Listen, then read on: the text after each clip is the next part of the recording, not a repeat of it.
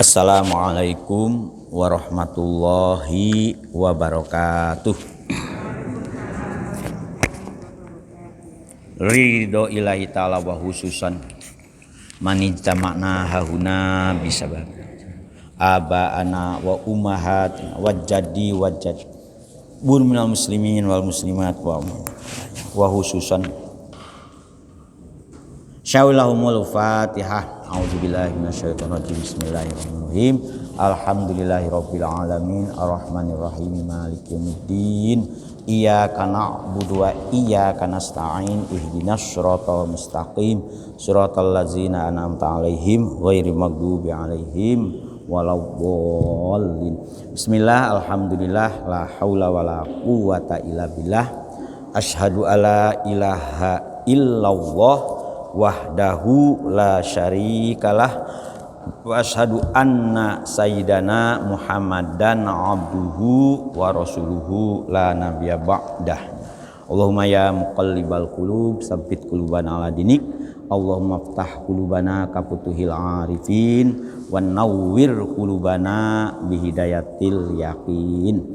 Alhamdulillah para ibu, para bapak, ya. Kita sudah hari ke-10 ini ya. Selasa, Rabu, Kamis. Ngitungnya gampang kan? Selasa, tepung Selasa, 8 dino. Tambah 2 dino, Rabu dan Kamis. Jadi 10. Ping-pingannya waktu saya kecil kan gampang. Senin, Rabu, Kamis 10. Rebu, Kamis, Jumat 10. Sepoloh ya. Alhamdulillah kita bersyukur bahwa kita masih diberi kesehatan, yang mahal, dan mudah-mudahan ya saya yakin bapak-bapak dan ibu-ibu ini ya umina min sifatil nifaq katanya, dibebaskan, diamankan dari sifat-sifat munafik kalau indikatornya rajin sholat subuh. Fatahajjad bihi itu kan malam. Nafilatan itu kalau sholat malam itu dalilnya kan. Kalau sholat subuh karena masyhuda. Sholat subuh itu sholat yang disaksikan oleh pergantian dua malaikat. Jadi malaikat yang sip-sipan kan malaikat itu jaga siang dan jaga malam. Yang tidak ada sip-sipan itu hanya raqib dan atid, itu gak ada sip-sipannya itu. Tapi sekarang sudah dengan teknologi komputer mereka sebetulnya gak perlu dampingi kita terus karena dalam diri kita sudah ada chipnya. Makanya cukup 2 saja untuk manusia seluruh dunia. Yang konon manusia di seluruh dunia itu sekarang 7 miliar. Indonesia itu sekarang sudah 280.000 lebih ya. 280.000 lebih. Tapi kemarin katanya ini Direktur Bank Niaga, Slim Niaga Syariah yang punya kartu HP itu 2 kali lipatnya penduduk Indonesia. Berarti rata-rata orang Indonesia itu ada yang punya HP 2 dan punya HP 3. Minimal nomornya katanya. Nah, sehingga kalau dilihat dari sana, tapi anehnya ini menurut ini loh Bu, bukan saya, kemarin kebetulan saya diajak diskusi dengan mereka. Anehnya yang gemar infak, gemar zakat dan gemar sedekah kok sedikit kan. Tapi kalau kalau gemar beli pulsa dan gemar beli paketan kok banyak. Karena omsetnya Telkomsel dan omsetnya itu katanya sampai triliunan per bulan itu Bu. Tapi kita ngumpulkan zakat katanya jangankan 1 triliun, belum 1 triliun berapa itu contohnya seperti itu. Enggak, ini aja intermezzo saja mengawali kita semangat untuk bersedekah pagi Bu ya, bersedekah. Nah, kemudian tadi malam itu kan ada bapak yang tanya, tapi tidak saya jawab malam. Apa bedanya sedekah, infak dan zakat? Nah, tak jawab sekarang nih Pak ya. Sebelum mulai ngaji ya, mumpung ingat. Jadi kalau sodakoh itu dalam Al-Quran itu yang terkait dengan filantropi Islam, wah gaya kan bahasanya filantropi, jaring pengaman kesejahteraan orang banyak sebetulnya. Itu dalam Al-Quran ada istilah sodakoh, ada istilah infak. Nah, yang paling istimewa itu infak, yang paling istimewa. Kalau sodakoh itu memenuhi kewajiban standar primer. Nah, makanya sering diartikan sodakoh itu sama dengan zakat. Seperti dalam surat At-Taubah ayat 60. Innamas sodakotu lil fuqara'i, sehingga dikembangkanlah namanya. Nah, zakat itu istilah yang digunakan oleh Rasulullah untuk menunjukkan bahwa sodakoh itu hubungannya dengan membersihkan harta yang dijadikan suplai nutrisi ke dalam diri kita. Jadi zakat itu puntinya zakayu zaki tazkiyatan. Makanya munhud min amalihim sodakotan tuh tohiruhum watu zakihim, kan itu pasal itu untuk membersihkan. Jadi prinsip zakat itu untuk membersihkan, untuk membersihkan kotoran jiwa minimal itu zakat fitrah, itu minimal zakat fitrah itu ya, untuk ingatkan. Nah, kalau infak, kata nafaqo yunfiqu, infak itu hubungannya di dalam surat Ali Imran 92 kalau tidak salah ya. Lan tanalul birra hatta tunfiqu mimma tuhibbu. Nah, itu untuk memberikan sesuatu yang lebih istimewa ya, karena hukumnya tuh sunnah, hukum dasarnya itu sunnah, hukum asalnya itu sunnah. Kalau sedekah hukum asalnya wajib. Nah, karena sunnah itu memberi orang yang mau melaksanakan sunnah itu dikategorikan orang yang lebih dari primer masuk ke dalam dunia selebriti, wah kan itu, dunia kemewahan lah. Jadi orang keistimewaan kalau ini itu. Makanya nifak. Nah, nafkah ini dibagi dua, ada nafkah wajib, nafkah sunnah. Nafkah wajib itu memberi pemenuhan kebutuhan pokok untuk orang yang ditanggung. Nah, ini hati-hati ini. Nah, kayak suami memberi makan anak, istri, dan binatang peliharaan. Kalau panjenengan gadah burung, gadah iwak, gadah kucing, pun ngantos binatang peliharaan itu kelaparan. Coba hukumnya wajib memberi makan kepada apalagi istri, anak. Itulah ini yang salah kaprah kan itu. Nah, makanya kan ada hadis gara-gara seorang ahli ibadah, ngapunten nggih, kebetulan diberi contoh kan perempuan, nggih, masuk neraka gara-gara menyiksa kucing, nggih, udibati mra'atun fi hiratin dan seterusnya itu hadis itu. Nah, yang kedua ada nafkah wajib itu nafkah amudain. Nafkah amudain itu nafkah orang tua ke anak atau dibalik anak ke orang tua. Oleh karena itu kalau anak orang tua yang anaknya mampu sementara kondisi orang tuanya tidak mampu, maka yang wajib memberi nafkah itu anaknya kepada orang tuanya. Itu nah istilahnya itu nafkah amudain, itu istilahnya itu ya, amudain. Nah, itu sering nih banyak. Makanya dalam surat Al-Isra ya, kalau nggak salah itu nanti ketika orang tuamu dalam kondisi lemah ya kan, kamu sementara hidupnya di bawah pertanggungan awakmu, jo lali amu ojo sampai mengatakan kata-kata yang menyakitkan, karena orang tua sepuh itu repot nggih. Panjenengan kalaupun sepuh itu nanti akan merasakan itu. Saya masih punya ibu, diajak ke sini 1 bulan itu sudah minta pulang, nggak kerasa, nggih. Jadi makanya saya sering nyarankan bapak-bapak, saya kalau ibu-ibu saya nggak menyarankan Bu. Kalau bapak-bapak sudah agak walaupun sudah tua, ditinggal mati istrinya, tak sarankan cepat kawin lagi. Kalau tidak begitu, kasihan di anaknya izin, aku izin sesuai nunut anak.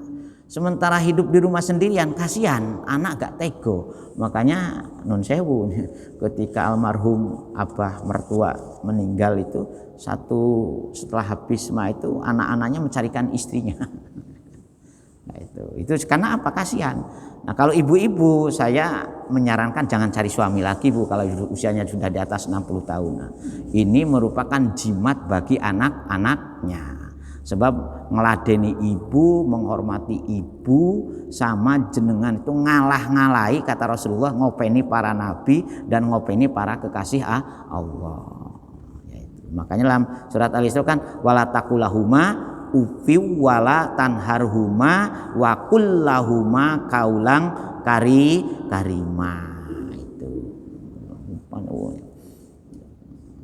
Ngoten serius itu namanya ini. Nah, yang kedua napakoh sunnah. Napakoh sunnah itu kita cukup tidak cukup kalau melihat dulurnya, melihat tetangganya kekurangan ya berbagi, yaitu hakul lisaili wal marhum, kan itu ada hak bagi orang itu. Nah, wong gak mampu tuh minta itu kan izin kadang-kadang. Wong kalau gak mampu itu mau dolan ke saudaranya yang kaya itu juga izin, dianggap jaluk-jaluk opo kan itu kadang-kadang. Nah, oleh karena itu kalau bapak-bapak dan ibu yang sudah punya kelebihan ojo sampai disungkani kalau dulure yang belum cukup secara ekonomi. Ini penting ini. Ya, nah disitulah kelebihan ajaran Islam. Mengapa ajaran Islam itu? Ya, karena apa? Karena semuanya harta itu titipan, bukan memiliki kita. Kita itu hanya milik pura-pura, bukan milik asli. Ya, lahir tidak bawa apa-apa, meninggal tidak bawa apa-apa. Wong ngantuk mawon jenengan buka iling opo-opo nggih. Coba jenengan ngantuk, coba HP-nya iPhone yang terbaru harganya berapa itu Bu? Atau tadi atau Samsung Ultra OLED itu berapa Bu?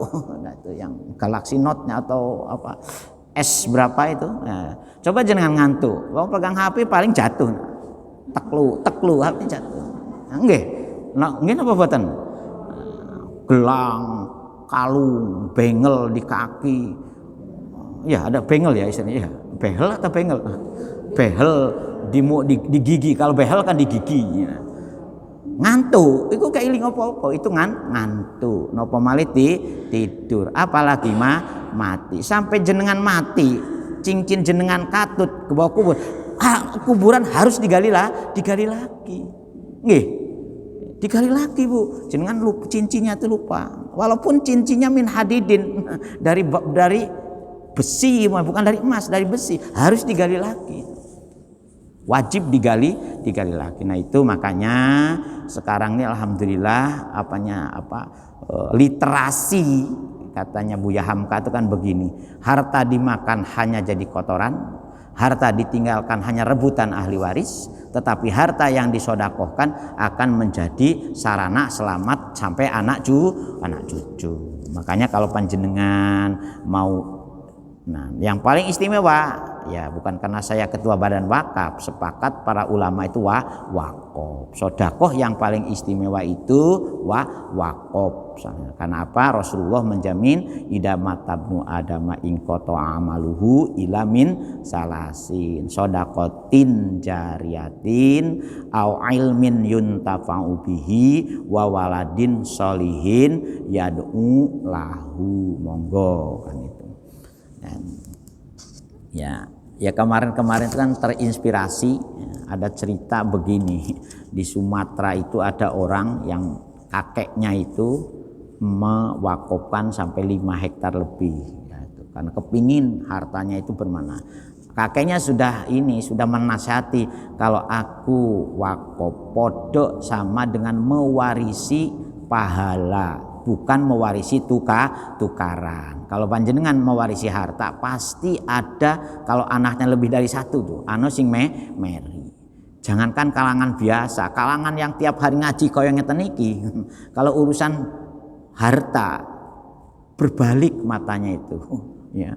Dari tadinya putih hitam jadi hijau dan merah. Nggih. Oh, hijau dan merah.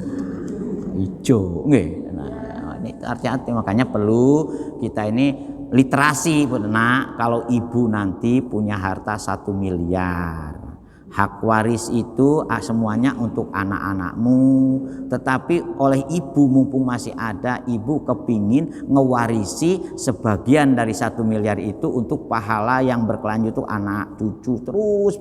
Makanya anak-anak yang orang tuanya berani mewakofkan, mensodakoh jariahkan paling tidak 1/3 lah dari hartanya, makanya kita akan terwarisi anak kita, cucu kita terus. Dan insya Allah anaknya menjadi anak-anak yang baik. Contohnya seperti kemarin itu, dari salah satu anak yang oleh orang tuanya diwarisi kebaikan, hanya ditinggali 1 ekor sapi, itu kan. Nah, sapinya akhirnya dituku oleh Bani Israel seharga emas seberat sapi. Kebetulan kan sapinya sapi limusin. Wah, itu yang beratnya lebih dari 1 ton, bayangkan. Jadi memang begitu ceritanya, nggih. Nah, itu kaitannya dengan sedekah, infak dan zakat. Nah, alhamdulillah Masjid Al-Karomah, Al-Hikmah, jadi Al-Hikmah. Nah, kita punya unit pengumpulan zakat resmi ya, yang diangkat oleh Baznas, Badan Amil Zakat Nasional. Sebab kita ini karena saya sebagai bagian dari pembina di yayasan ini, saya tidak mau di kemudian saya diminta tanggung jawab di akhirat kalau kita melakukan kaitannya dengan ibadah dengan Gusti Allah itu tidak diawali dengan kelembagaan yang resmi. Sebab dalam undang-undang zakat itu, kalau siapa sebetulnya dari Undang-Undang nomor 34 ya tahun 2011 itu mewajibkan semua amil itu harus amil resmi. Bahkan zaman jayaan Islam namanya amil itu pejabat negara. Makanya khud min amwalihim shadaqatan tutahhiruhum itu perintah kepada negara, ya, bukan kepada perseorangan.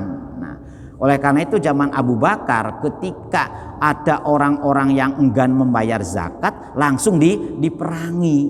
Nah, ceritanya ini perlu diketahui oleh kita semua. Nah, undang-undang pengelolaan zakat di kita juga mengancam dalam pasal 41-nya itu, kalau siapa saja rakyat Indonesia yang berani mengumpulkan zakat tanpa dilindungi oleh oleh jaminan resmi oleh negara, maka kita ini diancam juga melakukan pidana pengelolaan zakat sebetulnya. Cuman karena dulu kan sebelum undang-undang ini ada, pengelolaan zakat itu kan diserahkan kepada masyarakat. Insya Allah kalau menurut prediksinya Komite Nasional Keuangan Ekonomi Syariah di kita ini, ada tim yang dibentuk oleh presiden, yang presiden sendiri ketua ininya. Insya Allah 5 tahun ke depan bersamaan dengan berlakunya pelaksanaan undang-undang jaminan produk halal, berlakunya dengan jaminan, kan kita sudah punya undang-undang jaminan produk halal. Ini di kita ini sudah mulai baik lah oleh negara itu kaitannya dengan perlindungan dan kemaslahatan umat Islam. Jadi bukan nganeh-nganeh, kita harus berangkat dari hal-hal yang resmi menurut sistem perundang-undangan yang berlaku di negara kita. Nah, saya berangkatnya dari situ ya. Termasuk ngelola TPQ kita sudah izin, Bu. Makanya ibu-ibu jangan ragu memasukkan TPQ ke TPQ Masjid Al-Hikmah. Playgroupnya, RA-nya juga resmi. Saya gak mau mengurusi masalah-masalah yang tidak dilindungi dan dijamin oleh undang-undang. Buat apa saya jauh-jauh dari Jombang, nginap di sini sendirian, Bu, tidur itu. Nah, kemudian saya maunya beramal, tahu-tahu saya sendiri yang pertama kali masuk neraka. Karena auzubillah min zalik. Itu masalahnya. Ngoten nggih. Apa maneh tukang ngomong kados ngeten niki, ancaman masuk nerakanya lebih dulu daripada panjenengan yang mendengarkan walaupun ngantuk. Ngantuk mawon jenengan pun angsal pahala. Kula ngomong ora konsisten dengan apa yang saya omong, ya masuk nerakanya dhisik dhewe. Kaburon maktan indallah antakulu mala taf'alun. Jadi, kalau nggak percaya monggo nanti. Ya, tapi naudzubillah min dzalik. Insyaallah ketika saya masuk neraka jenengan semua berada di pinggir neraka. Ya Allah. JJ ini ojo sampai pun kulo mawon karena kulo isin. Kulo sing ngrungokno pengajiane kok JJ-ne yang masuk neraka kan. Akhirnya jenengan semua yang akan menyelamatkan saya dari neraka. A'udzubillahi minasyaitonirrajim. Bismillahirrahmanirrahim. Kita teruskan gini. Nah, ini kenapa kita harus mengawal dengan itu dulu? Karena ayat ini bersamaan juga dengan akan menjawab yang ditanyakan kemarin, mengapa Gusti Allah sangat maha tahu.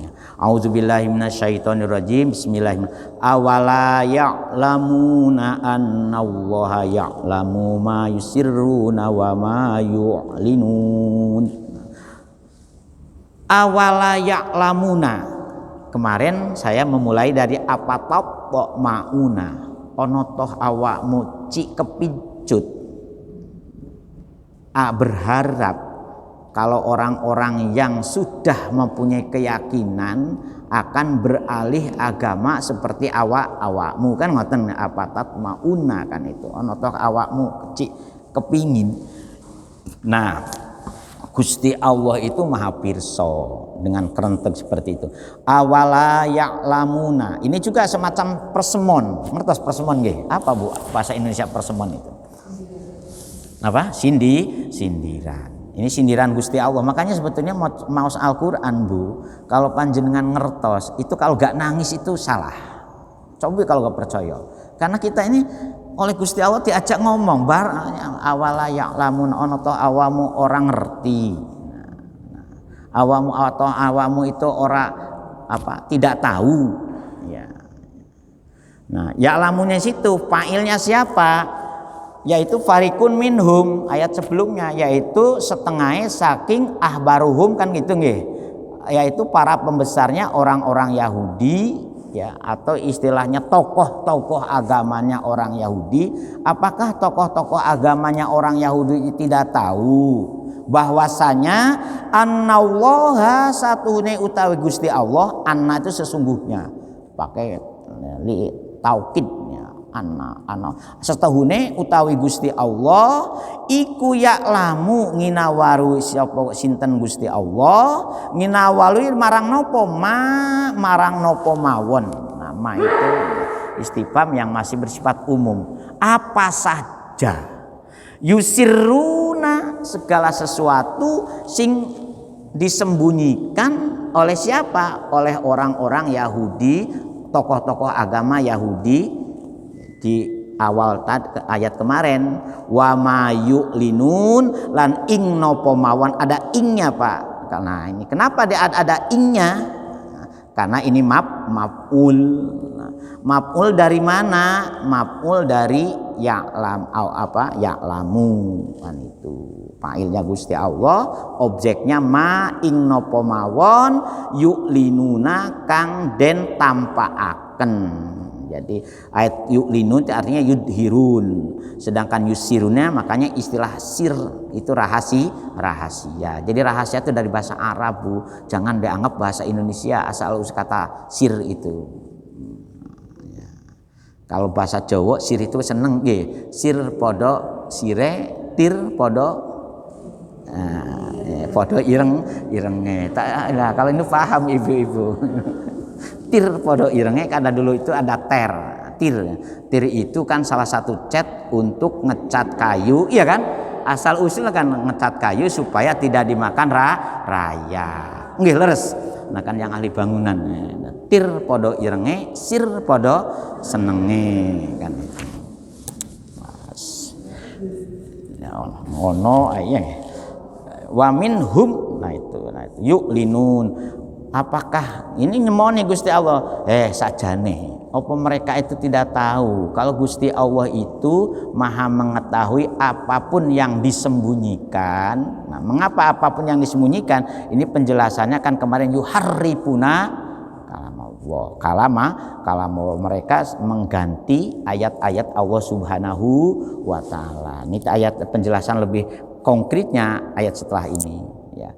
Dan apa-apa yang kita tapak maka Bu karo Gusti Allah itu gak ada yang tidak bisa dilihat. Makanya famay ya'mal misqala darratin khairai yara wa may ya'mal misqala darratin syarrai yara. Sekecil apapun kebaikan yang kamu tunaikan, yang kamu belanjakan, yang kamu laksanakan, Gusti Allah Maha mengetahui.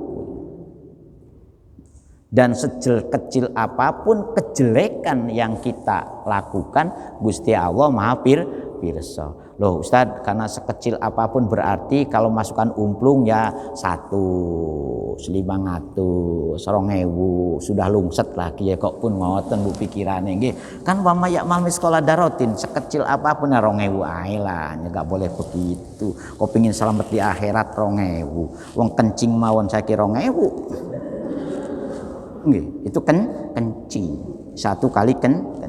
Wong parkir saja di mall pinten Bu? Ayo yang biasa ke mall. Kalau tahu ke mall berarti Ibu tahu apa harga parkir di mall. Berapa?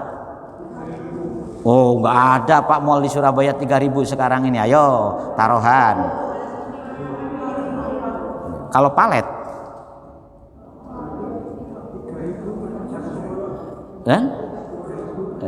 Kalau palet. Loh, itu.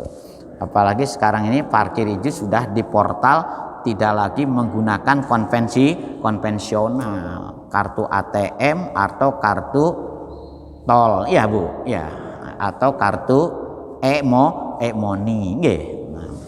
Ngono kalau ke mall seneng nyemplungno umplung 2.000, pengen selamat di akhirat lagi kan aneh. Padahal yang menikmati masjid ini enak, masjid ini nyaman ya ibu-ibu semua.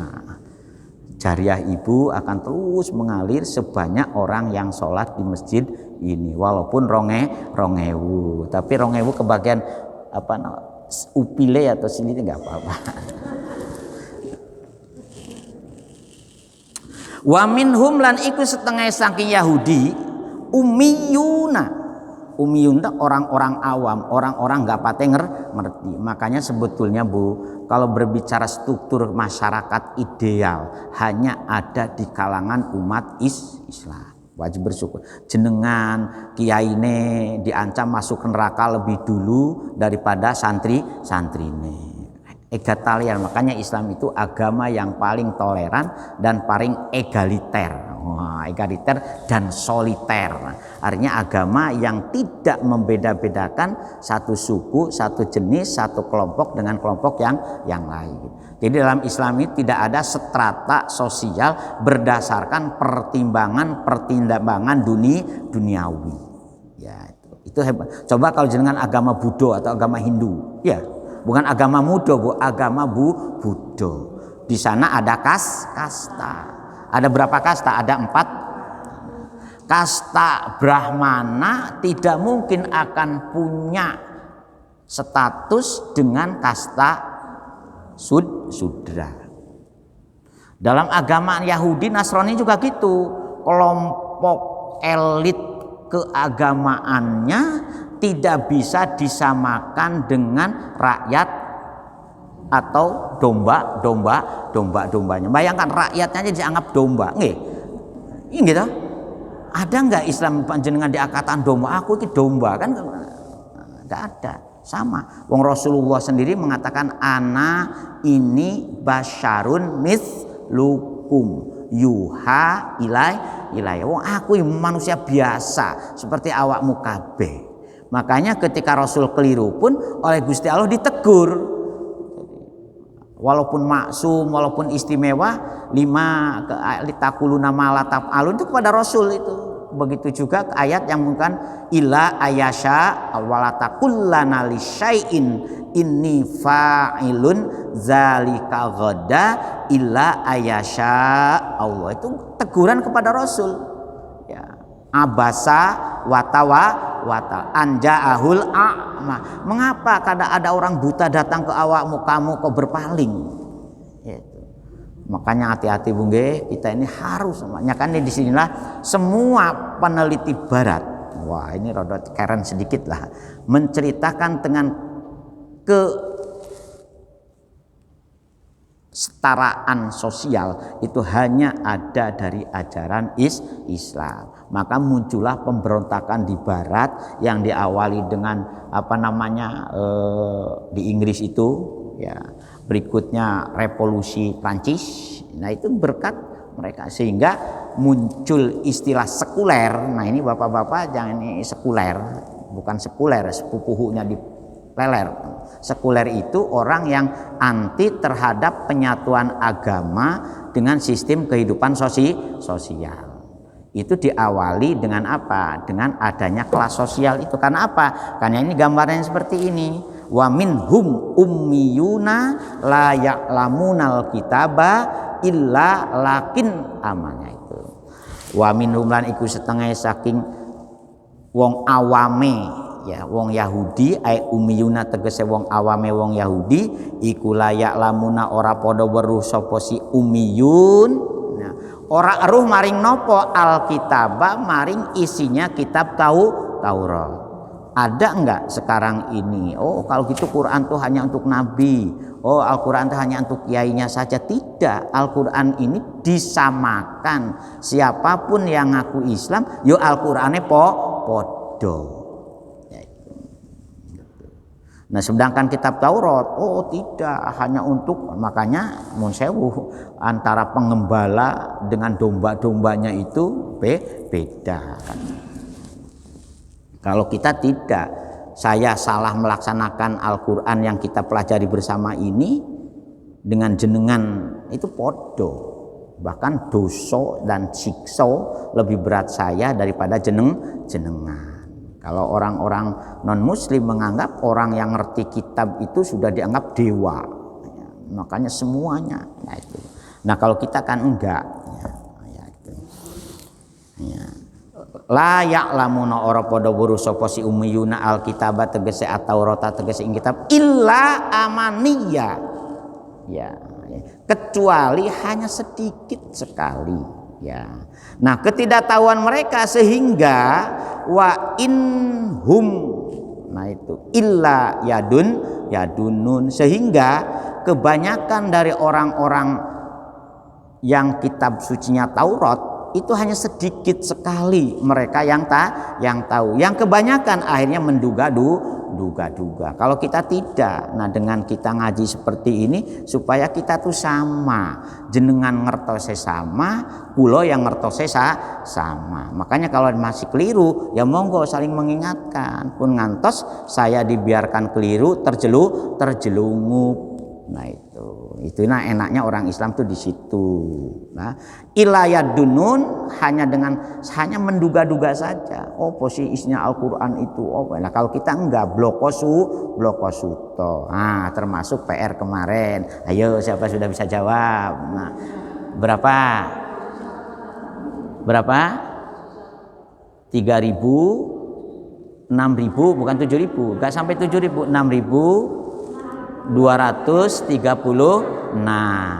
Itu menurut hitungannya Quran yang ditulis pada masa Utsmani. Wong kula kengken jumlah 114 surat jenengan di entry. Oh, bahasanya nih Al-Fatihah 7, Al-Baqarah 286, Ali Imran, An-Nisa, Al-Maidah, terus sampai An-Nas. Di total di 6.200 kurang 36. Nah, di belakang itu memang ada antara 36 atau 34 karena ada 2 ayat yang diperselisihkan terkait dengan Bismillahirrohmanirrohim. Nah, itu ngoten serius nggih. Nah, jadi jangan ngajari anaknya salah Bu nggih, wong Al-Qur'an dipegang gini mulai cilik. Berapa ayat Al-Qur'an? 6.666. Saka endi ngitunge iku saka endi ya. Terus yang kedua yang harus kita pahami, Al-Qur'an ini insya Allah yang tidak ada perbedaan itu adalah jumlah huruf. Ya. Seperti Al-Fatihah itu 7 ayat. 7 ayatnya itu ada yang mulai bismillah dan ada yang tidak memasukkan bismillah 7 ayat. Sehingga saat ayatnya ada ghairil maghdubi alaihim waladhdallin itu ngoten sedasa nggih. Nah ini juga terusannya mengapa sampai terjadi adanya pemalsuan kitab Taurat dan pemalsuan kitab Injil, karena Gusti Allah menjelaskan di sini fawailul ladzina yaktubunal kitaba bi aidihim. Fawailul ada syiddatul azab. Wailul itu sering diartikan neraka wel, ya kan? Neraka wel di sini artinya itu sangat sakit sekali siksa dari Gusti Allah. Fawailul mongko utawi neraka wel. Nah, ya. Neraka wel itu apa? Neraka yang banget siksane. Nah, paling susah itu kalau kita gak gelem ngaji, ngapunten nggih, maka ada ancaman fawailul lil musallin. Itu kan kalau gak berngaji itu yang perlu dielmoni. Sholat sing opo sih, aku sholat kai cilik jamaah terus di masjid. Bayangkan hanya gara-gara nyiksa kucing saja zaman Rasul itu sudah tidak artinya apa-apa. Napa malih ngapunten ibu bunge, kalau panjenengan umpamanya ngapunten nih bukan kalinya, Rasulullah itu sampai mengancam ya, panjenengan ketika diajak tidur oleh suaminya tambah nolak, itu maka semalam itulah dikutuk oleh malaikat. Itu ya, ini jadi Islam itu memang pelik itunya, pelik tapi lucu gitu kalau dipahami. Kadang-kadang saya ketawa juga kadang-kadang kalau sendiri itu, ya Allah kok ngeten Bu panjenengan cara menjelaskan kepada orang yang ingin betul-betul jadi orang Islam yang baik. Kadang-kadang Gusti Allah tuh marah, itu fawailul lil musallin alladzina an salatihim sahun. Tapi salat dijelaskan, Gusti Allah tidak ini ngancam. Salat siapa sih yang diancam seperti itu? Alladzina hum an salatihim sahun, yaitu salat orang yang salat dlohom, kan ngaten dlohom.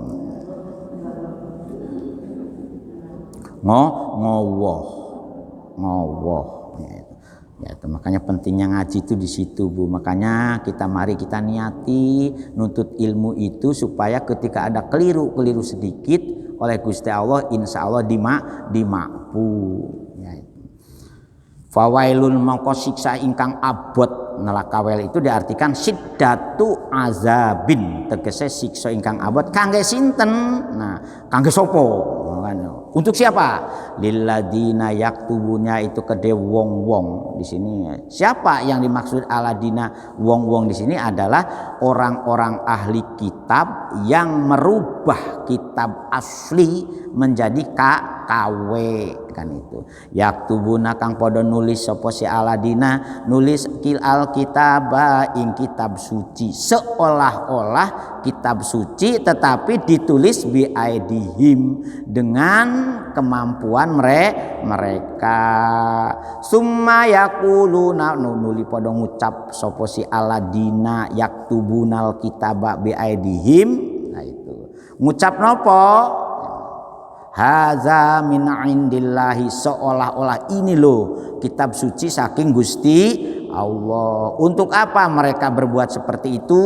Liyastaru bihi samanang kolila drapon yento, untuk menukar sebetulnya kepentingan dunia ya kan, gengsinya biar ada saja.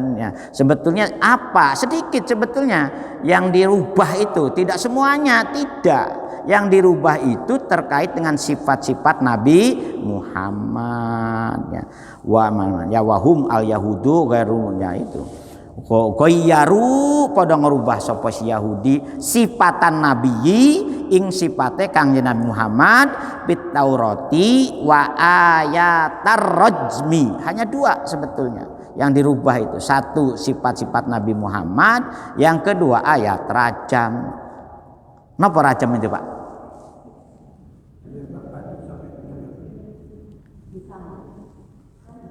Nggih. Rajam itu napa? Rajam itu hukuman bagi orang yang berbuat zina. Zina itu ada berapa macam? Ada dua. Zina muhson dengan ghairu muhson. Nah, yang membedakan apa hukuman akibatnya? Kalau muhson itu hukumannya dirajam sampai mati. Nah, kalau ghairu muhson cukup 100 lemparan dan diusir selama 1 tahun. Nah, sekarang itu zina ini sudah tidak dianggap ada hukumannya karena sudah dianggap biasa. Makanya ada istilah selingkuh, nggih Bu. Selingan indah, keluarga utuh. Itu. Ya.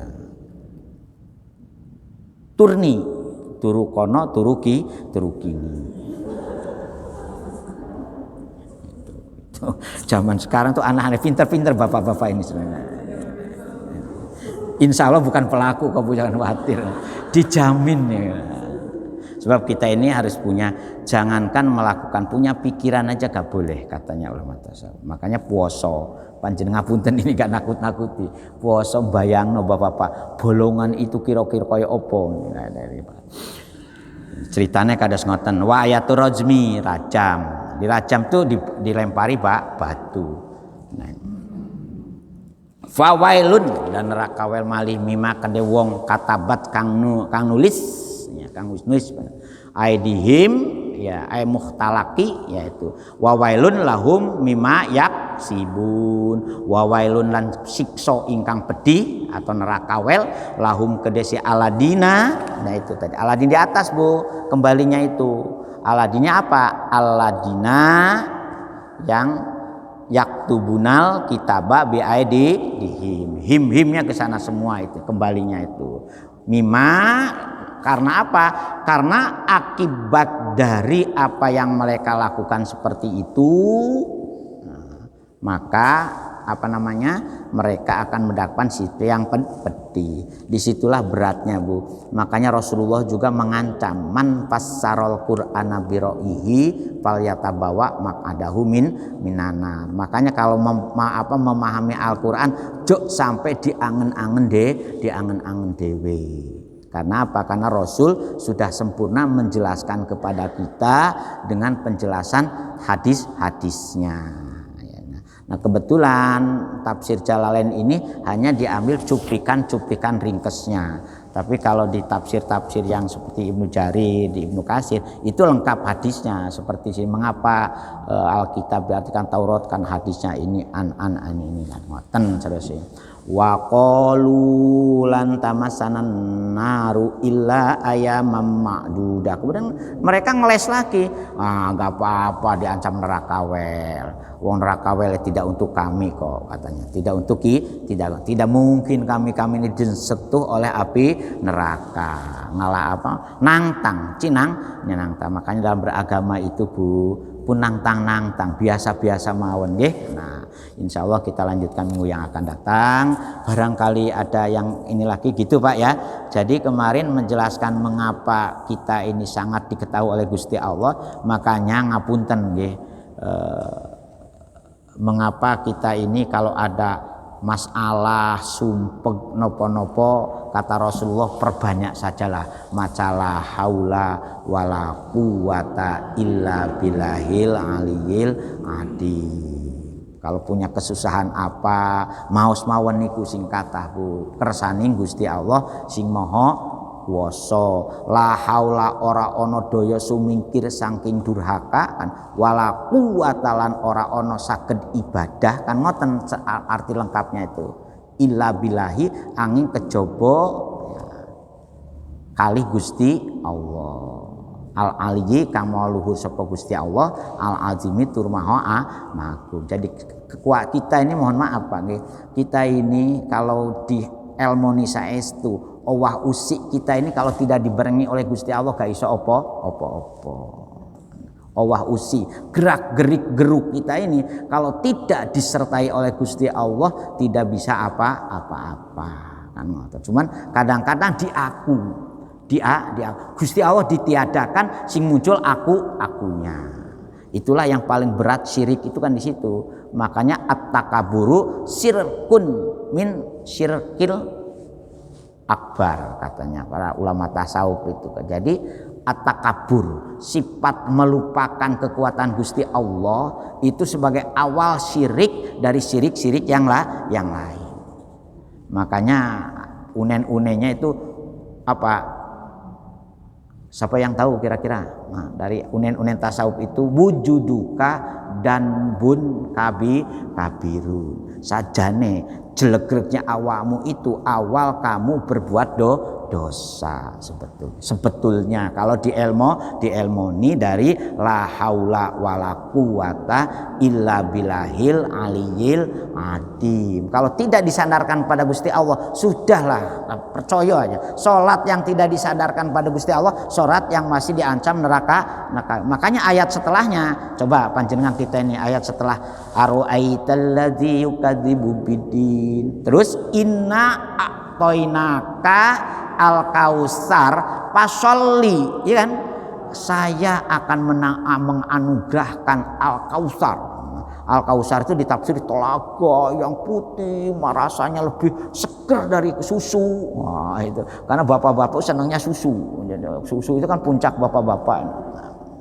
Makanya oleh Gusti diguyoni Rasulullah, dan apa al-kausar itu? Oh, telaga yang airnya lebih putih dari air susu, rasanya tidak ada lagi mala ainun ra'at wala udunun sami'at wala khatara biqalbin bashar. Tidak ada bayangan sekecil apapun menurut kepuasan kenikmatan dunia. Tetapi resepnya apa? Pasolli li rabbika, salatlah kamu semata-mata untuk Robmu. Makanya doa iftitah diawali dengan inna sholati wa nusuki wa mahyaya wa mamati lillahi rabbil alamin la syarikalahu wa bidzalika umirtu wa ana minal muslimin. Wa ana mina Gusti saestu kula niki kepingin diarani tiang ingkang pasrah dumateng panjenengan. Ada yang tanya, gimana kalau doa iftitah Allahumma ba'id baini baina khotoyaya dan boleh, sebab itu sama-sama doa yang dianjurkan oleh Rasulullah dan hadisnya juga sama-sama sahih. Bukan Allahumma ba'id baini Muhammadiyah.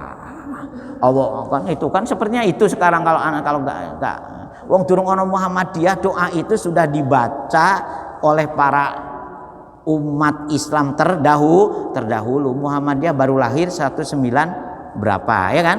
Nah, NU baru lahir 1926. Nah, pun ngantos ngoten nggih cara beragama itu. Itu ngoten serius saya. Jadi wujud dambun kabi sajane, wujud awakmu itu kalau gak di ngerteni ya menjadi awal kamu melupakan Allah Subhanahu wa taala. Lupa kepada Gusti Allah kategorinya dosa besar karena sama dengan syirik kan ngoten. Pasoli li rabbika wanhar, sembelihlah kurban. Itu simbol ya. Di situ kurban di sini sembelihlah bukan kurban seperti sapi, kambing saja. Sembelihlah nafsumu supaya kamu itu betul-betul robnya itu makanya yang disembelih simbolnya kambing kan itu. Karena dalam teori persosialisasian diri, kambing itu memang punya watak aneh. Nah itu. Nah, kalau paling jelek nafsu yang paling itu cerita saya ngatain nggih.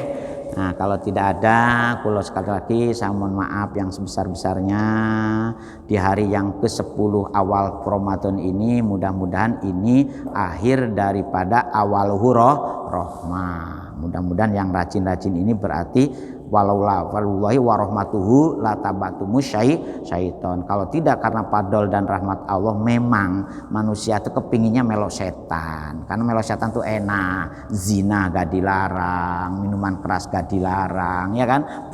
Gak puasa gak dilarang. Tapi melek Gusti Allah apa? Harus gak boleh zina, gak boleh puasa, apa? Nah itu kan. Nah, Al-Fatihah. Auzubillahi. Allahumma sholli ala